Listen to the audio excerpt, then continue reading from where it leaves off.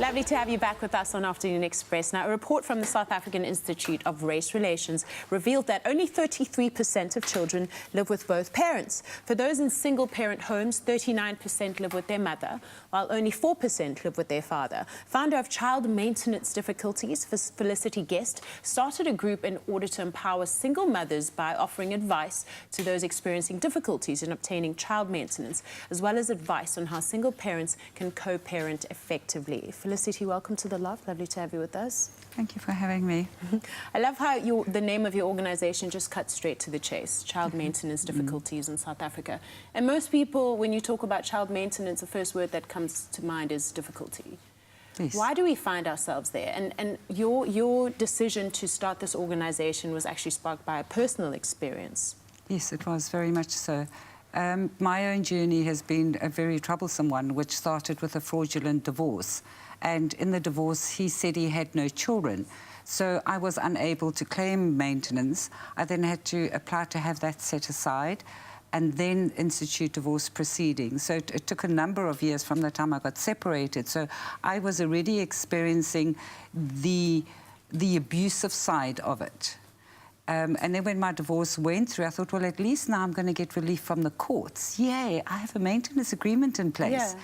And that was quite a rude awakening for me, because when I went to the courts and I tried to enforce a court order, it was the most frustrating, emotionally debilitating process ever, because it was postponements, it's sitting on court benches all day and dealing with staff that you're just another number, not respecting the absolute impact that it had on me personally.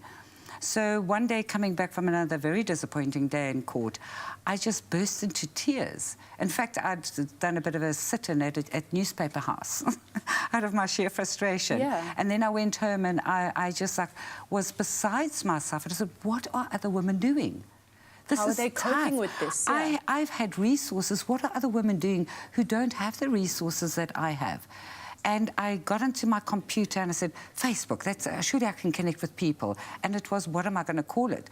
Call it what it is. What it is. Child Maintenance Difficulties in South Africa. Wow. And that was 4 years ago, and it's grown very organically since then. It was slow in the beginning, but obviously with more awareness created, that we are pretty close to 50,000 members now, which is, it's not how popular we are. It is just what a huge pandemic this really is. What a huge need there is, Absolutely. right? I mean, we could speak forever about just the emotional drainage that whole process is for single mothers and divorced mothers and all that. But just legally, what are the requirements for child maintenance? On what grounds can a mother or father claim child maintenance? So, in the Children's Act, it is very clear that the child has rights. The child has a right to be financially supported by both parents, and it also has a right to have a relationship with both parents. And that is enshrined in our Bill of Rights and in our Constitution, which is the best interest of the child, which is paramount. So that should supersede every other little objection that comes up along the way. So normally, one parent post-relationship, whether that's marriage or just cohabiting, is awarded primary care. Right. And the person that has primary care obviously needs financial assistance. Yes. But it's not the mother's right to financial support, it's the child's right to financial support. And we need to start seeing it in that way as a society, because it takes the person who's just representing the child in court out of the equation and focuses it back onto the child's needs. Yes. And it ends up being very problematic, because invariably there's unresolved conflict. Between the parents. Between the two parents. Yeah. So often it becomes a grudge payment. So hopefully with the awareness and education that we are doing, and shows like this certainly help, is that it impacts terribly on the child. And while money is incredibly important, the child actually just wants love. Yeah. And the love and a relationship with both parents. So the parents, I often say, you know, adults need to adult.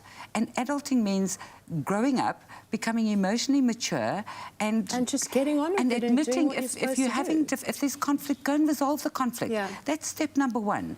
Go the alternative dispute resolution route of mediation. Which you advocate more for. You advocate more for mediation Absolutely. rather than going to court immediately. Yes, because it allows the two parties to come to a mutual agreement instead of it being adversarial and forced onto you by the court. And a financial drain. Correct. And you can also reach those agreements a lot quicker through mediation. And then it also, the children see that the parents are actually communicating. So if you go that route, then there's much quicker results and more benefit for the children. Going to the courts is a frustrating process. And because there's problems in all of our government departments, and the judiciary is just another one of those. With the staff, with the resources constraints, they've reduced their staff complement. So that obviously impacts with the amount of people that they see going through the courts. The problem with that is the longer it takes to resolve a case is the longer that the child's constitutional rights are being denied. Wow. And that's the big problem around. And that's why it's so critical.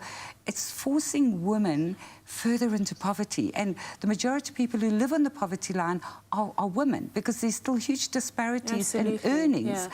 And you know what I love about your organisation is that you have a support group. Yes. So you can be found on Facebook, and it's called the CMDSA. CMDSA. CMDSA. Child Maintenance And all the information will be Difficulties. on our website.